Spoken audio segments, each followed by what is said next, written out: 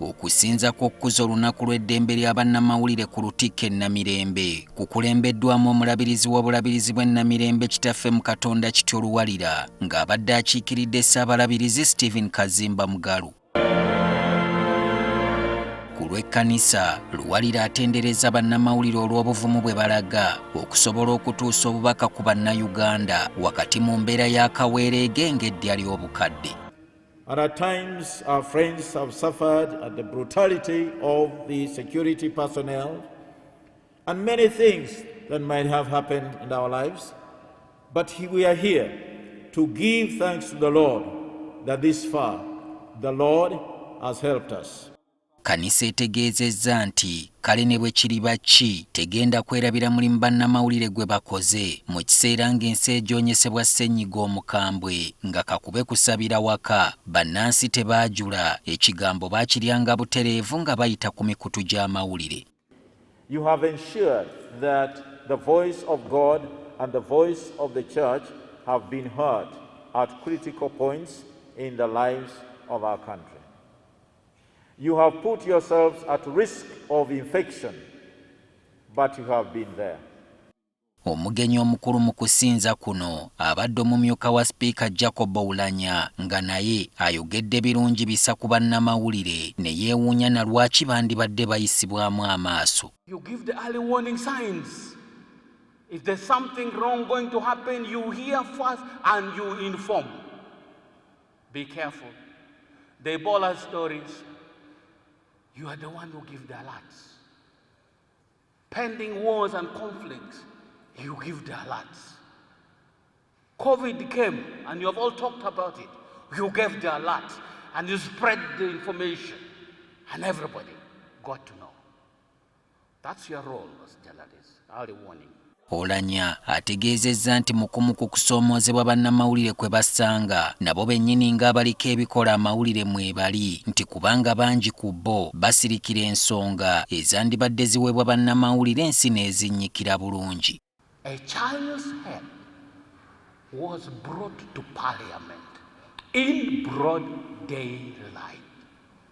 Everybody is quiet about it. Human rights activists are quiet about it.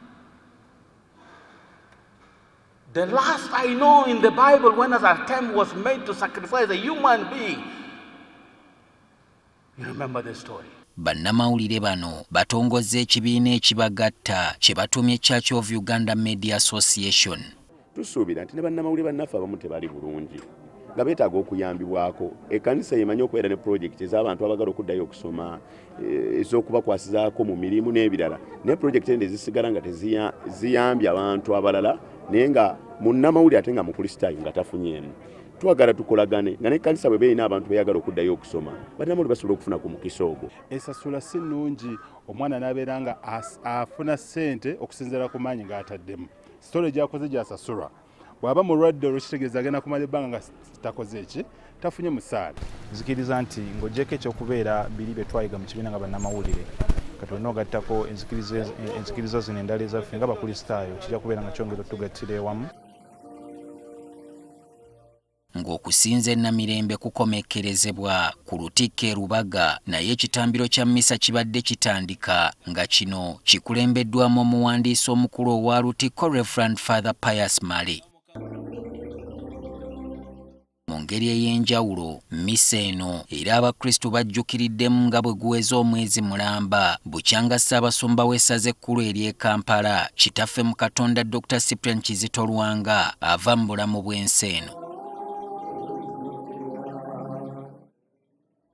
Father Male bannamawulire asinze kubakuutira kwogera mazima mu mawulire gonna ge basaka. Ayagala amazima oyo agambye nze kkubo nze mazima nabo mu kulangirira kwabwe ekibanga kikulembera mazima babulire ekituufu banjulire ensi byonna beetaaga okumanya ate ensi yaffe esobole okutambula obulungi. Ono era abakalaatidde okusabira bannaabwe abazze bava mu bulamu bw'ensi eno ng'oluusi ensonga zeekuusa ku mirimu gye bakola kubanga lw'oyagaliza muka kitaawo lutta nnyoko. Baŋŋambye nti nabo bannamawulire waliwo bantu bangi era abaabafaako oluusi nga bali ku mulimu oba mu ngeri endala yonna, nabo katubasabire batuuke embulamu obutaggwaawo, kubanga emirimu gyonna gye tukola mu nsi muno tukola mirimu gya Katonda. Mmisa oluwedde wabaddewo olutuulo olw'enjawulo bannamawulire mwe basinzidde okwegaayamu ku nsonga ezibaluma era nga nnyingi baziwaabye eri Kereziya nga bazitegeeza Musenyoli Lawrence Semusu. Nibona ogenda mu America ensi enkulu ennyo ojja kulanga n'omuntu nga Trump abaddeko nga mukulembeze bamawulira tibamutya ayinza okubagolera okukola biki naye ne babako ensonga bazirambika bulungi ogenda okulaba nga ebintu bigenze mu ngeri esaanidde ne kikuuma eggwanga lyabwe. Embeera mulikozese bulungi n'obuvunaanyizibwa mwesseemu ekitiibwa mwewe ekitiibwa n'abalala tujja kubasaba nabo babawe ekitiibwa. Ku mulundi guno nga bannamawulire batandise okwekolamu ebibiina nga basinziira ku nzikiriza zaabwe oba ng'ekyo ekibataba awamu ki Uganda Journalists Association tekiyuuge nanti n'omuzira afiira watona amazzi gafiira mu ntamu.